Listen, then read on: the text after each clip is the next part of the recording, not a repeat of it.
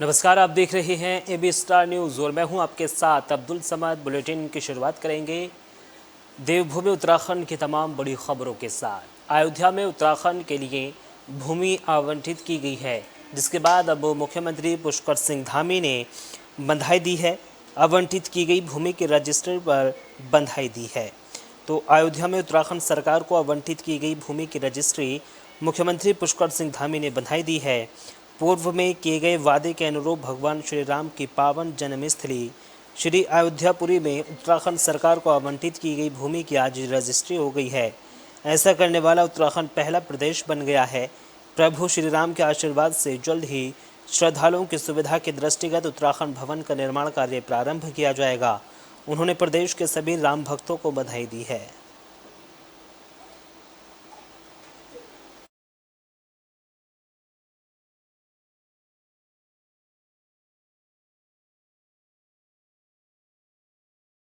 हम आगे बढ़ेंगे।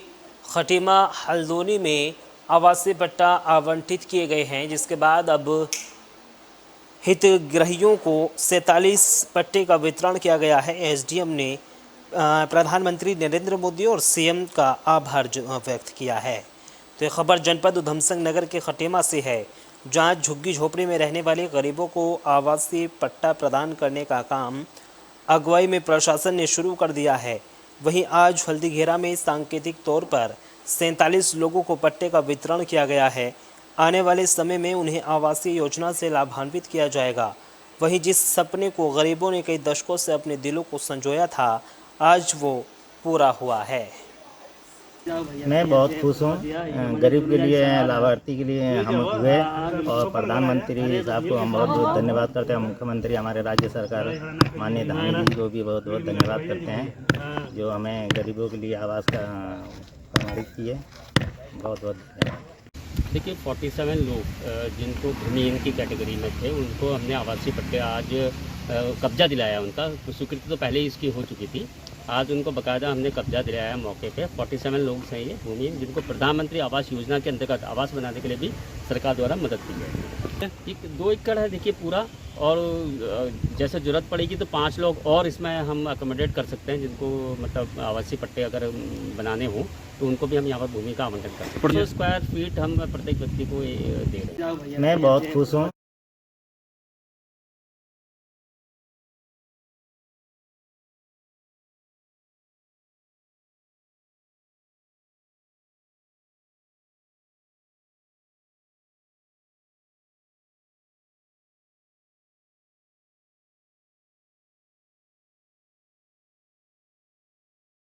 खबरों में आगे बढ़ेंगे। लाल टिब्बा के जंगलों के आसपास भीषण आग लगी है और इस भीषण आग पर 8 घंटे में काबू पाया गया है।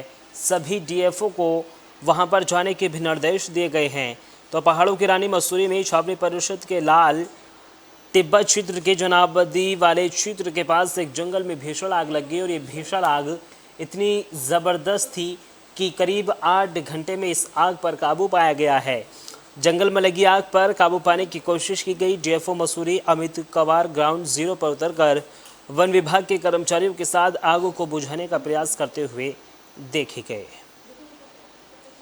जी, इसमें हमको जो है सुबह में सूचना प्राप्त हुई कि कैंट क्षेत्र में जो है मसूरी में जो है वो आग लग रखी है, जिसके क्रम में जो सूचना जुटाई गई उससे पता लगा कि आग जो है संभवतः कल शाम में किसी के द्वारा जो है वो लगाई गई है। और क्योंकि अभी जब ग्राउंड की सिचुएशन का हमने पता किया तो ये पता लगा कि आग जो है आबादी के बहुत पास जो है पहुंचती जा रही है, तो स्वयं मुझे यहाँ पे मौके पे आना पड़ा। और क्योंकि हमारा ये जो रिस्ट्रिक्शन भी नहीं है, कैंट क्षेत्र है, लेकिन क्योंकि जन सुरक्षा और यहाँ पे जो आरक्षित वन है वो भी पास में है, तो उसकी सुरक्षा के लिए जो है खुद मैं अपनी टीम के साथ यहाँ आया और हम जो है इसको बुझाने का पूरा प्रयास कर रहे हैं। जी, इसमें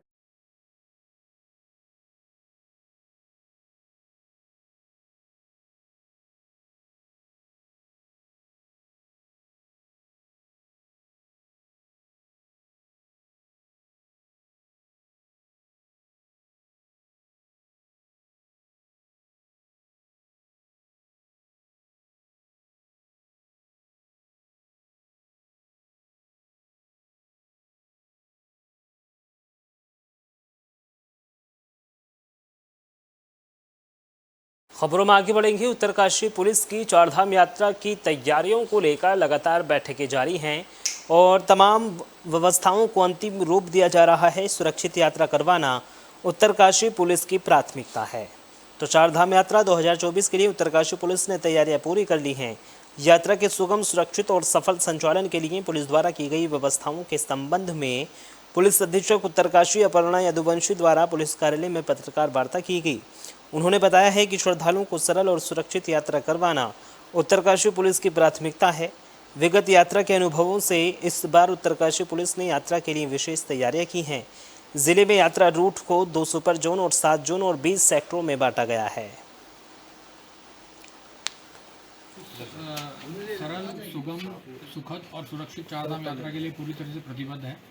और इस बार जो है पहले भी यात्रा अच्छे से हुई है और इस बार हमारा प्रयास है कि यात्री जो है बहुत अच्छा सुखद अनुभव लेके जाए और सुरक्षित यात्रा कराई जाए। उसके लिए हमने जो हमारा पूरा जो चारधाम रूट है उसको 2 सुपर जोन, 7 जोन और 20 सेक्टर में बांटा गया है, जिसमें जिम्मेदार अधिकारियों की तैनाती की जाएगी। और अति संवेदनशील जो रूट है हमारे, उस पर हमने फोर्स को इस बार बढ़ाया गया है और टूरिस्ट पुलिस असिस्टेंस बूथ जो हैं, ऐसे संवेदनशील जो मार्ग हैं उस पे हमने हर जगह लगाए हुए हैं। उसके अलावा जो हमारे लैंडस्लाइड जोन है वहाँ पे SDRF की तैनाती भी की जाएगी। एक टीम हमने बढ़ाई है।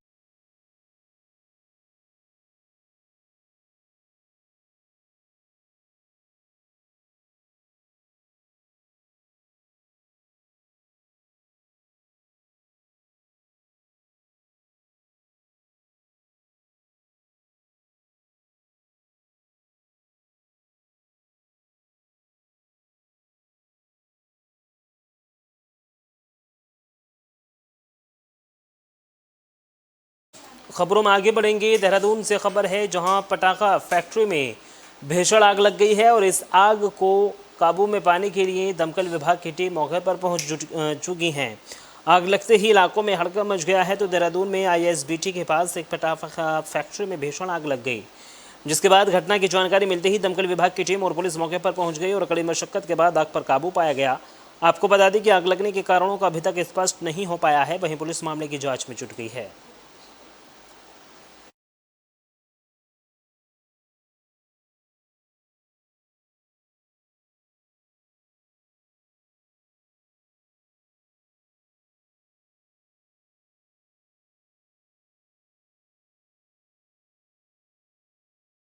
टिहरी से खबर है, जहां जंगल और जल की सुरक्षा को लेकर अभियान चलाया गया है।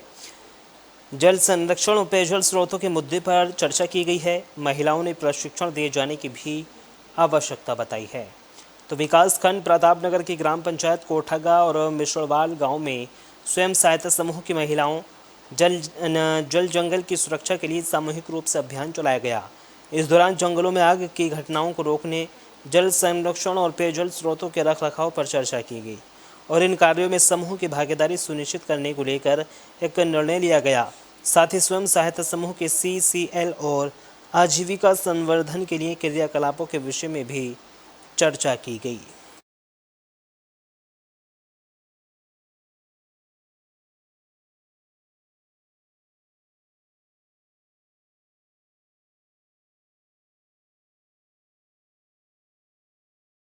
खबरों में आगे बढ़ेंगे। रुड़की में जियो ऑफिस पर ताबड़तोड़ हमले किए गए हैं और तोड़फोड़ की गई है।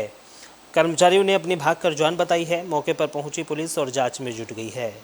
तो रुड़की के आज़ाद नगर चौक स्थित जियो के ऑफिस में कुछ लोगों ने जियो ऑफिस में पहुंचकर ऑफिस घुसकर स्थित टेबल को पलट दिया और लैपटॉप को भी तोड़ दिया और जमकर तोड़फोड़ की, जिसके बाद जियो ऑफिस में काम करने वाले लोगों ने किसी तरह से अपनी जान बचाकर पुलिस को सूचना दी। सूचना मिलते ही मौके पर पहुंची पुलिस जांच में जुटी है।